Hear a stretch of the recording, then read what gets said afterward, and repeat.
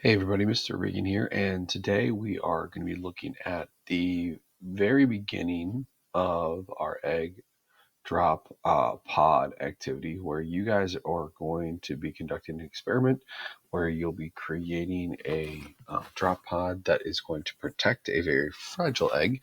And this first part is going to be focusing on introducing what the activity is all about, talking about the brainstorming, modeling, and testing sections that we're going to be completing at the very start of our experiment. So today you'll be making a pod that will be protecting an egg during a drop. This model will help you learn about how to protect those emergency supplies in a real supply pod situation from, more specifically, the force of impact after it's been dropped. Now, we know that forces are invisible. One easy way to measure the impact force is to see at which point something breaks. So, how that force of a collision with Earth impacts the supplies or the objects that's being dropped. An egg, which is both fragile and small enough to protect, is perfect for these tests.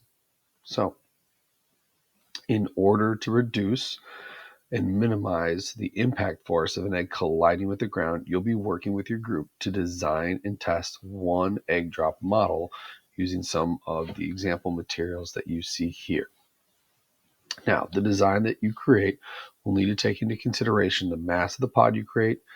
You'll also what you learned about impact forces. Uh, and we're going to be looking at how the mass of an object affects these impact forces. Because of this, you'll also be given scales to find the mass of your object as you're building and creating your egg drop model and prototype. Now, you're also going to have an opportunity to learn from your egg drop results in order to redesign your egg drop pod. So this is not just a one and done kind of thing. You're going to be really looking to make changes as you find ways to improve your overall pod. So to do this, your group will be completing a series of tasks to help you plan, design, test, and collect data. The results of your experiment will lead you to a better understanding of how to protect the supplies and the pod drop for our disaster victims. So, the tasks that we're going to be completing are the brainstorming section, the rough draft model, the prototype drop and data collection, the final egg drop model, class egg drop and data collection, and then the egg pod reflection. These will be the 6 things we complete as we conduct our egg drop experiment. We're going to take a look at how to complete the first 3 of these to start. So, at the very beginning, we have the brainstorming section where you're going to be completing the table that you see here.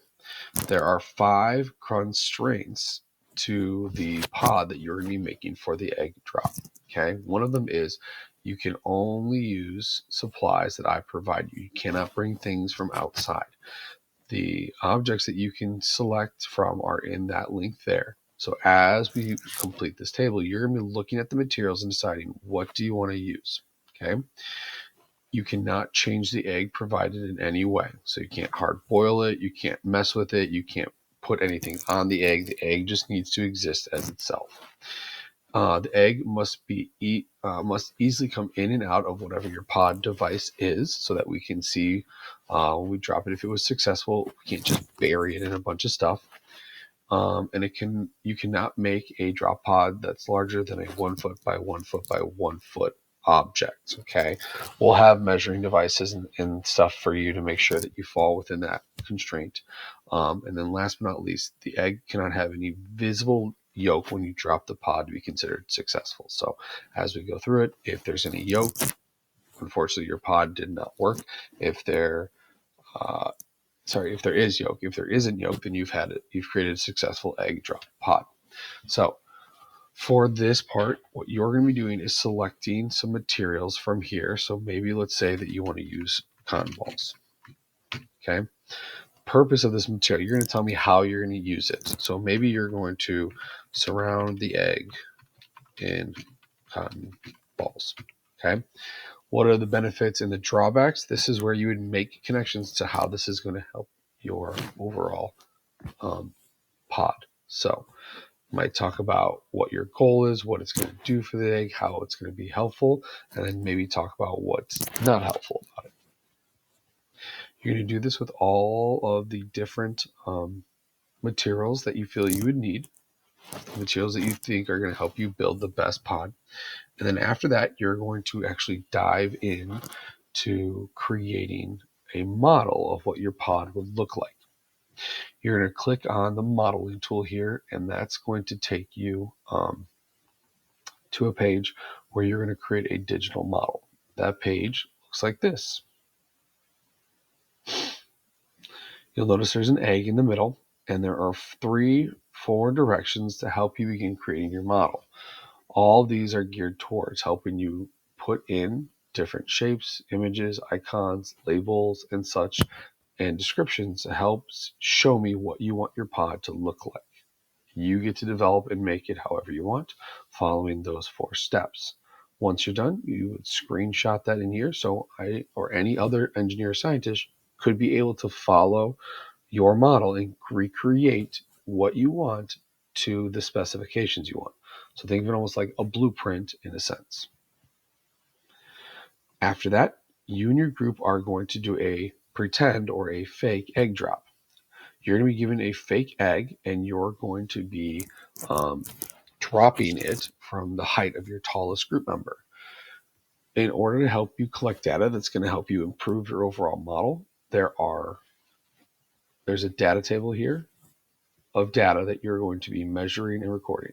You're going to be measuring and recording the mass of your pod, the distance it travels when you drop it, the time it takes to drop, the speed and impact force of the drop, and then any notes or changes as you test your model.